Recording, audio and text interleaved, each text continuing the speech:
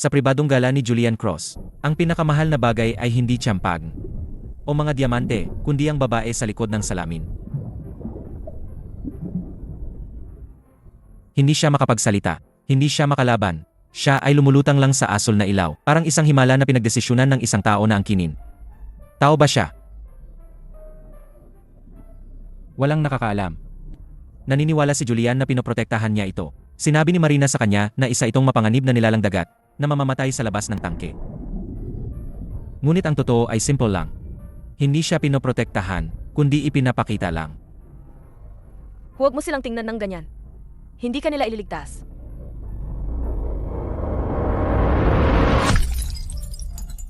Walang ni isang patak ng kanyang dugo ang dumampi sa dagat. Ang buong aquarium ay natahimik. Yumuko ang mga pating. Uminit ang mga dikya.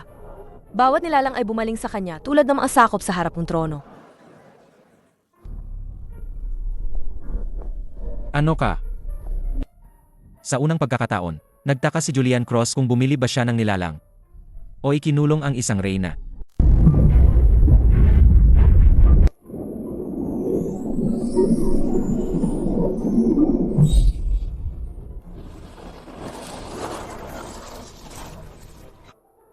Kumalat ang asul at gintong ilaw sa tubig, hugis korona at matalim na parang paghuhusga.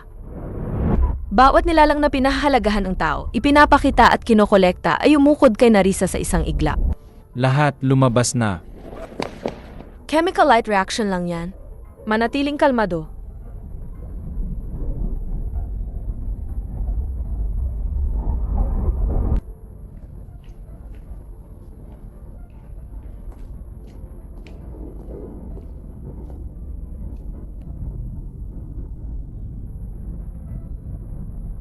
Pagkatapos ng gala, nag-iisa si Julian sa harap niya. Walang bisita, walang palakpakan, walang himala na maibebenta. Isang salita lang ang lumabas sa salamin. Hindi delikado, hindi halimaw, tulong. Gusto mo, tulungan kita. Sa likod niya, yumuko ulit ang pating, parang paalala kay Julian. Hindi siya preso. Siya ay isang korona na ninakaw sa dagat. Kinuha ni Julian ang lahat ng security footage. Gusto niyang patunayan na hindi nagsinungaling si Marina. Sa halip, natuklasan niya ang hindi posible.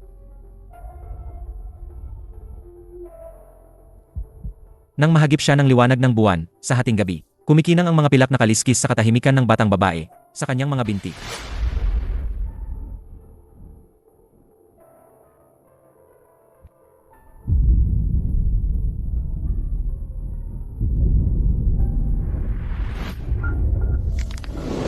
Ano ba talaga ang itinatago ni Marina?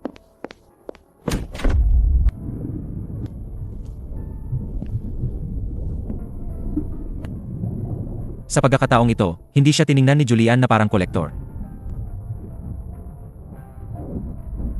Nakita niya ang kanyang takot, ang kanyang galit, at ang perlas na peklat sa kanyang leeg.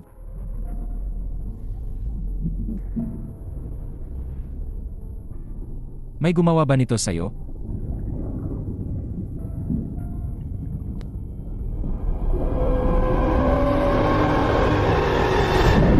Hindi siya makapagsalita. Pero binigyan na niya siya ng sagot. Nang maunawaan ni Marina na nagsisimula ng magduda si Julian sa kanya, hindi siya nagpaliwanag, hindi siya nagpanik. Binuksan niya ang lalagyan ng black coral na lason. Dahil para sa kanya, ang tahimik na Narisa. Ang tanging ligtas na Narisa. Halos sinira mo ang taon-taon kong trabaho. Nang sumigaw ang alarma, sa wakas, ginawa ni Julian ang unang bagay na hindi gawain ng isang kolektor. Binuksan niya ang tangke. Akala ko pinananatili ka ng tangke na buhay.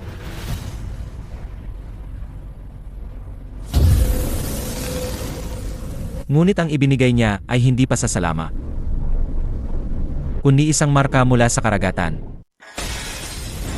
Bago pa maintindihan ni Julian ang marka sa kanyang pulso, ipinadala ng karagatan ang tagahatol nito. Isang lalaking nakasuot ng tansong baluti ang lumitaw sa mga alon, na may pagpatay sa kanyang mga mata.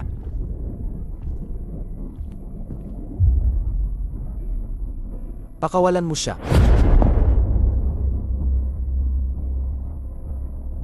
Kakaligtas ko lang sa kanya. Ngunit nang makita niya ang galo-salig ni Narisa at ang salamin na nagkulong sa kanya, ang kanyang galit ay naging paggalang. Kamahalan. Sa wakas ay natagpuan din kita.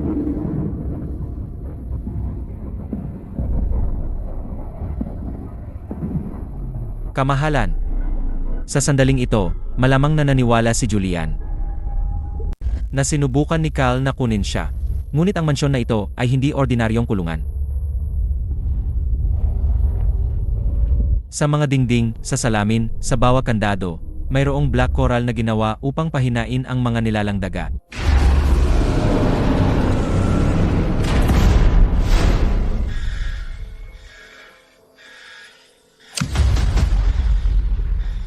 I activate ang emergency lockdown. Walang makakaalis. Minarkahan ka ng karagatan dahil hinawakan mo ang reyna nito. Sa wakas ay sinabi ni Cal ang totoo. Si Narisa ay hindi.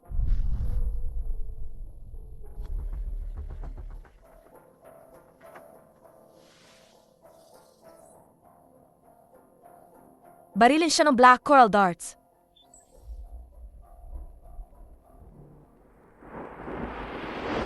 Halos lumitaw pa lang ang katotohanan.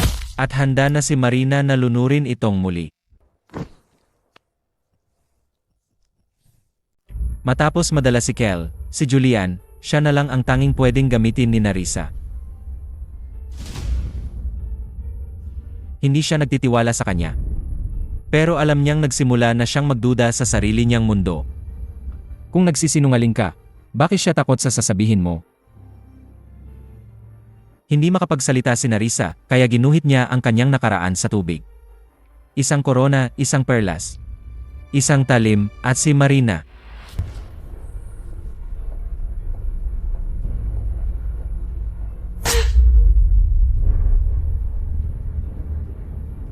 Ninakaw ang boses mo.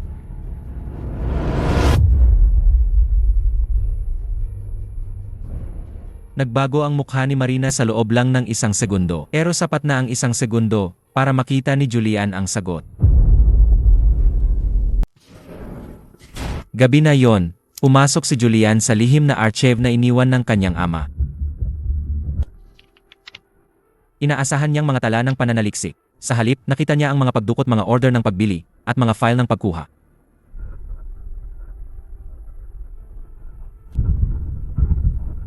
Hindi siya iniligtas. Binili siya. Ang pinakamatakot na katotohanan ay hindi ang pinakamatakot na katotohanan ay hindi na binili si Narisa, kundi na ilang dekada na ang nakalipas nakatayo na si Marina sa tabi ng kanyang ama. Halos pareho pa rin ang itsura. Ano ka ba, Marina?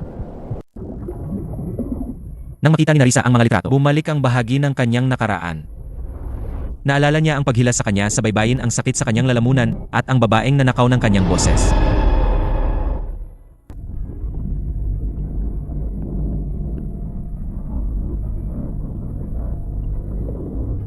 Sabihin mo kung kaano ko ibabalik yon.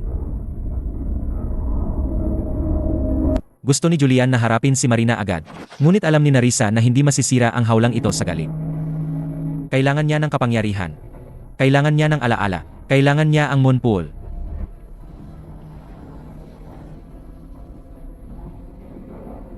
Ang moonpool.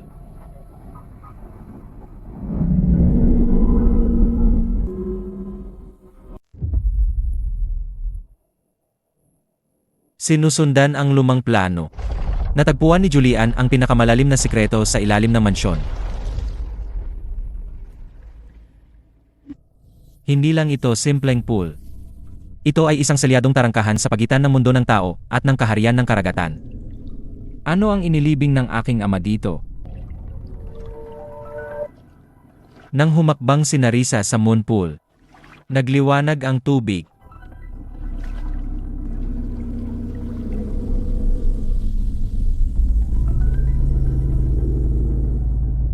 Ang mga tinig mula sa mga taon ng takot ay sa wakas nagbukas ng lamat sa kanyang lalamunan. Takbo. Ngunit ang unang salitang binigkas niya ay hindi iligtas ako, kundi takbo.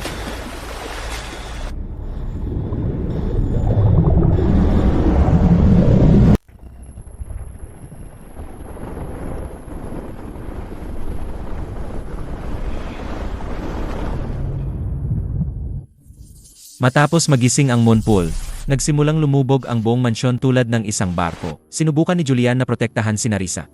Ngunit para kay Kelly, siya pa rin ang lalaking nagkulong sa kanya sa likod ng salamin.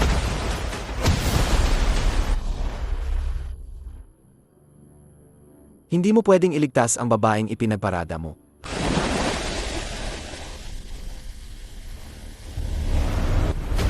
Nang malapit ng lamunin ng tubig ang lahat, itinaas ni Narisa ang kanyang kamay.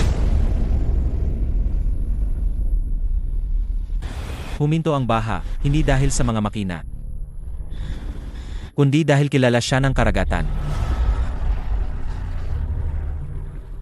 Nawala ang kanyang tinig, ngunit hindi ang kakayahang utusan ang dagat. Sa ilalim ng aquarium ay ang tunay na puso ng Cross o Sini.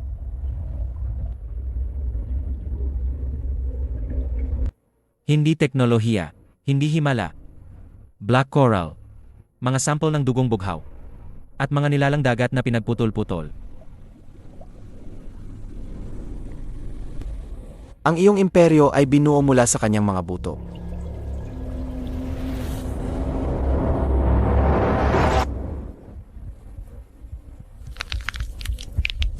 Nang makita ni Narisa ang makina, nanginig ang kanyang katawan bago bumalik ang kanyang alaala.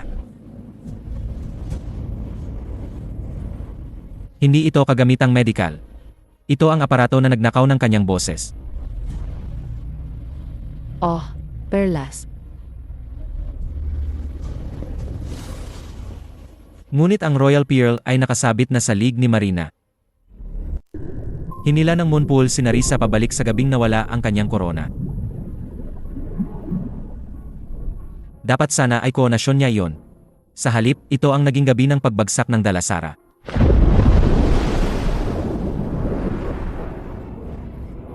Ina. Sa wakas, naalaala ni Narisa na si Marina ay hindi kailanman naging ordinaryong asistan.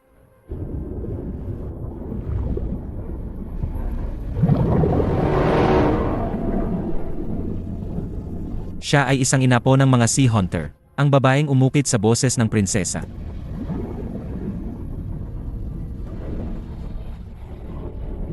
Isang tao ang upo sa trono ng karagatan.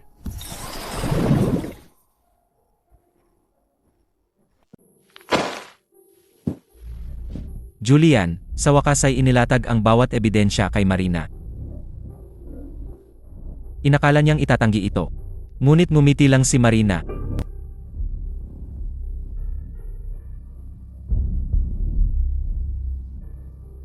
Pinoprotektahan ko ang sangkatauhan. Ikinukulong mo siya. Kayang aminin ni Marina ang mga kasinungalingan. Kaya niyang aminin ang mga eksperimento. Ngunit tumanggi pa rin siyang aminin na si Narisa ay isang tao. Ang pangalan niya ay Narisa. Hindi mo na pag-aari ang lugar na ito, Julian. Sa wakas, pinili ni Julian ang panig ni Narisa. Ngunit naagaw na ni Marina ang kanyang kaharian. Hindi sinira ni Marina si Julian. Inalis lang niya ito mula sa sarili niyang imperyo.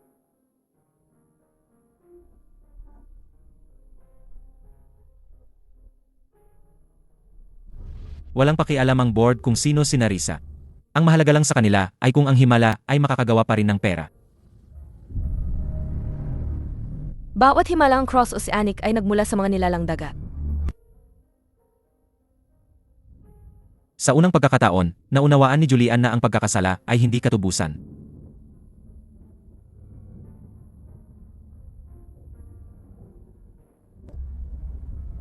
Kung ang kanyang pamilya ang gumawa ng hawla, siya mismo ang magbubukas nito. Kung ito ay hawla, ako mismo ang magbubukas nito.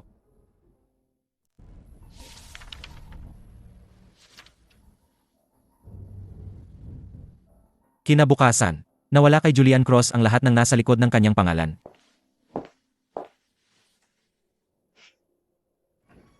Ang kanyang pera, ang kanyang access, ang kanyang mansyon.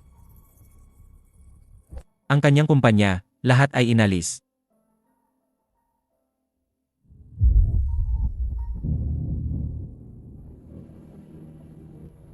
Nawala mo ang lahat.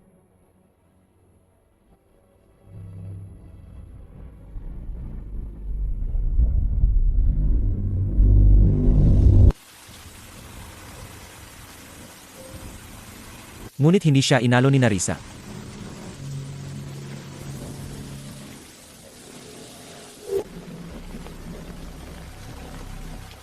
Dahil nawala lang niya ang dating pag-aari niya. Nawala niya ang kanyang boses, ang kanyang alaala, ang kanyang ina, at isang buong kaharian. Nawala mo ang isang kumpanya. Nawala ko ang isang kaharian. At ang mga ngaso ni Marina ay sumusunod na. Sa unang pagkakataon, tumapak si Narisa sa lungsod ng tao. Walang salamin, walang manonood. Walang tangke. Ngunit sa bawat hininga niya, lalong lumalakas ang ulan.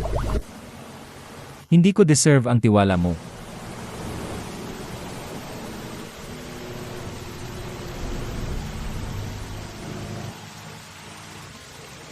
Hindi. Hindi nga.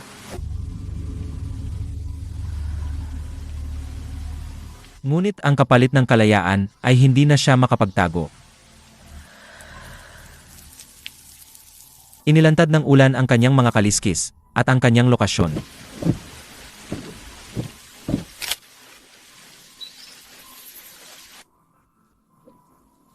Target kumpirmado.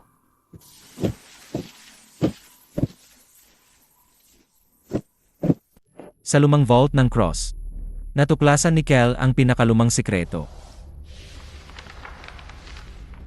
Hindi itinayo sa tabi ng dagat ang mansyon ni Julian. Ito ay itinayo sa pintuan ng kaharian ng karagatan.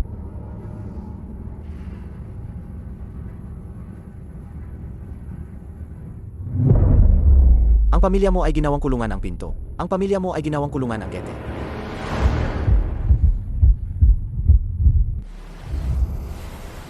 Kapag nagniingning ang maka, nakita ni Narisa ang kanyang ina. Buhay pa si Reyna Dalonia. Nakakadena sa kalaliman ng itim na korales. Kukunin ko itong pabalik. Sa pagkakataong ito, si Narisa ay hindi na maghihintay na mailigtas. Babalik siya sa kulungan at kunin mismo ang susi. Alam ni Marina na ang pinakamalaking kahinaan ni Narisa ay hindi si Julian. At hindi si Kel. Kundi ang ina. Ang ina na nakakulong pa rin sa kailaliman para sa kanya. Umuwi sa iyong hawla, prinsesa.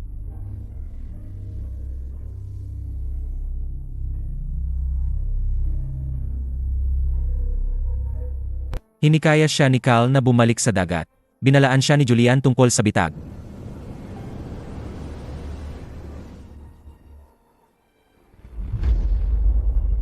Ngunit tapos na si Narisa sa pagpapaubaya sa iba na pumili ng kanyang kapalaran. Bigyan mo akong damit na karapat-dapat sa isang reyna. Hindi siya magtatago. Bumalik siya sa kanyang hawla, sa harap ng bawat kamera. Ginawa ni Marina ang bagong blue gala na sarili niyang koronasyon. Suot ang ninakaw na royal peel, ngumiti siya sa mundo, sa loob ng aquarium na dating kulungan ni Narisa. Ngayong gabi, ipapakita ko sa mundo ang tunay na kinabukasan. Ngunit nang bumukas ang mga pinto, dumating ang tunay na reyna. Si Narisa ay nakasuot ng asul at ginto. Parang isang korona na lumabas mula sa kailaliman ng dagat. Sino siya? Ang babaeng sinubukang burahin ng imperyong ito.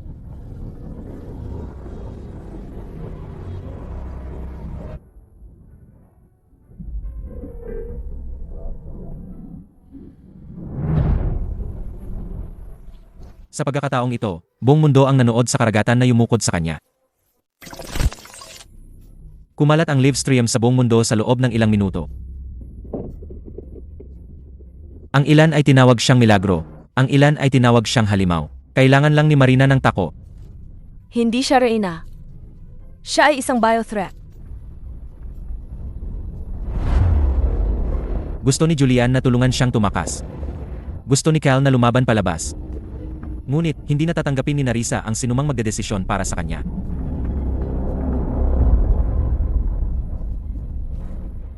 Matagal na akong nagtago sa likod ng salamin. Dakpin ang nilalang ng buhay.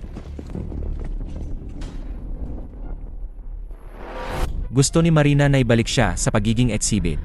Ngunit sa pagkakataong ito, hindi na sapat ang salamin. Ang mga black coral na sandata ay muling nagpagising kay Kel, at lumapit ang mga gwardiya kay Narisa. Sa pagkakataong ito, ang taong nakatayo sa harap niya ay si Julian. Huwag mo siyang hawakan. Nang akalain ng lahat na mawawalan ng kontrol si Narisa, isang bata ang nahulog sa basag na tangke. Isang pating ang lumapit sa bata, at ang takot ang naging pinakamatalas na sandata ni Marina.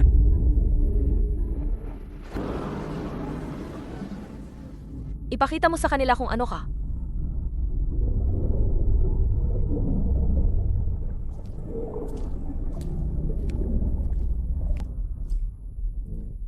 Naghihintay ang mundo na patunayan niyang isa siyang halimaw.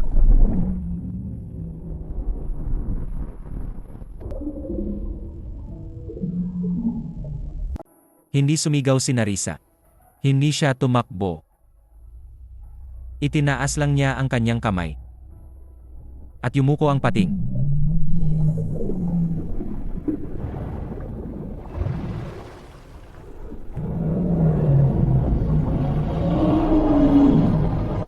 Sa wakas, nakita nila na hindi siya inaatake ng karagatan, kundi sinusunod siya nito, habang ang takot ay naging pagkamangha. Ang peklat sa lig ni Narisa ay nagsimulang lumiwanag.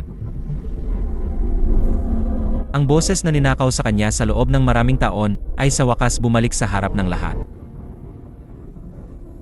Hindi ako ang halimaw ninyo.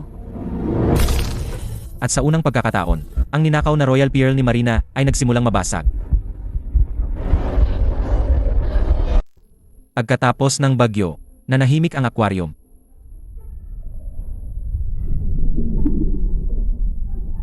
Sa wakas, tumayo si Julian sa harap ng salamin, at inamin ang kasalanang labis niyang kinatakutang pangalanan. Akala ko pinoprotektahan kita. Tiningnan mo ang aking bilangguan at nakita mo ang iyong obra maestra. Hindi siya pinatawad ni Narisa. Isang gawa ng pagtubos ay hindi makabubura ng mga taon ng pagkakakulong. Dumating ang isa pang lalaki. Handa na siyang dalhin.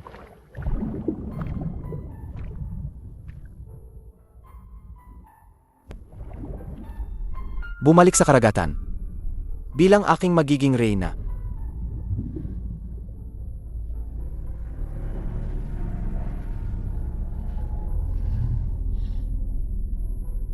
Inalok ni Kel ang kanyang tahanan. Ngunit kahit ang tahanan ay maaring maging isa pang utos. Sinabi ni Kel kay Narisa na hindi na makapaghintay ang kaharian ng karagatan. Kung pakakasalan niya siya, magkakaisa ang mga hukbo, at ipaghihiganti siya ng karagatan. Kailangan nito ang reyna nito.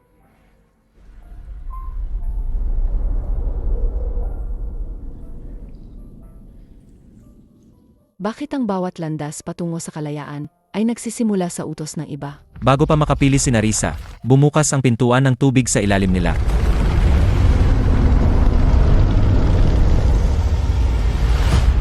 Hindi ito ang kanyang utos. Hindi kay Kel, hindi rin ang pakiusap ng karagatan. Hindi ito bumukas.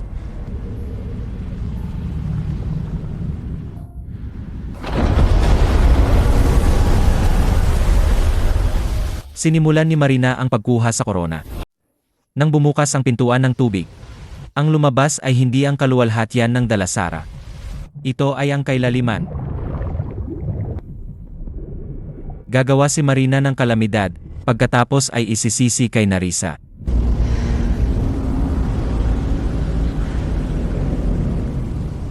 Kung matatakot ang mundo sa karagatan, kakailanganin nila ang isang tao na kayang kontrolin ito. Pagkatapos ay nakita ni Narisa ang kanyang ina. Ang reyna na dating namuno sa karagatan ay nakakadena ngayon ng black coral sa gilid ng kailaliman. Huwag mong ipagpalit ang iyong korona para sa aking buhay. Ngunit hindi na ninanais ni Marina na nakawin ang korona. Nais niya itong maging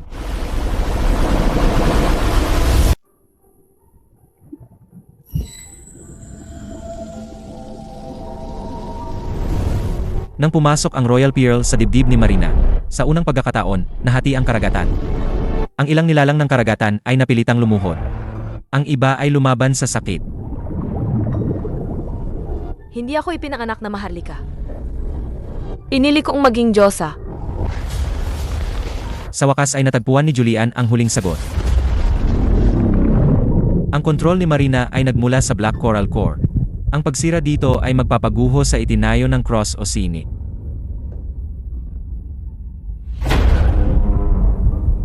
Kung ito ang hawlang minana, ako mismo ang sisira dito. Sa core chamber, bawat tubo ay minsang kumontrol sa tubig. Oxygen, temperatura, at katahimikan ni Narisa. Tumayo si Julian sa harap ng pinakamalalim na kasalanan ng kanyang pamilya, at sa wakas ay tumigil sa paggawa ng mga dahilan. Wala akong itinayo. Isang hawla lang ang aking minana.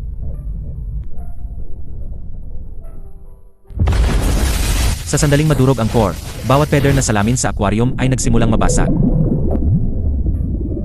Ang peklat sa lalamunan ni Narisa ay nagliyab sa liwanag. Ang boses na ninakaw sa kanya ay tuluyang bumalik. Marina, Isang sigaw at sumagot ang buong karagatan. Binaha ang ballroom, at ang luho ng tao ay naging trono ng karagatan. Sinubukan pa rin ni Marina na utusan ang dagat gamit ang ninakaw na perlas. Ngunit ang kapangyarihan ang kaya niyang nakawin, hindi ang boses.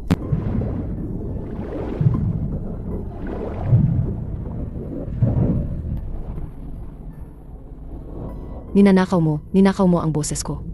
Hindi mo kailanman natutunan ang wika ko. Hindi pinatay ni Narisa si Marina. Ang isang tunay na reyna ay hindi kailangang patunayan ang kanyang galit gamit ang sariling mga kamay. Kinuha lang niya ang sa kanya, at ipinaubaya ang iba sa dagat. Hindi. Ako ang reyna. Bumuka ang kailaliman. Sa wakas, nilamon si Marina ng karagatan na sinubukan niyang kontrolin. Bumalik si Narisa sa Dalasara. Ngunit hindi na siya ang prinsesang naghihintay na iligtas. Lumakad siya patungo sa trono dala ang kanyang mga pilat, ang kanyang boses, at ang kanyang pagpili.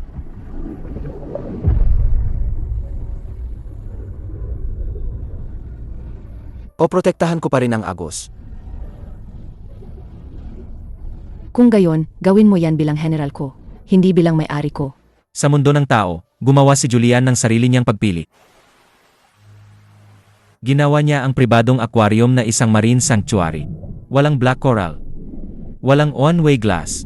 Walang maharlikang nilalang na nakakadena. Makikita pa ba kita? Kapag pinili ng Agos, Ang salamin ay nabasag, at ang reyna ay bumalik sa dagat. Ngunit ang kailaliman ay hindi kailanman tunay na natulog.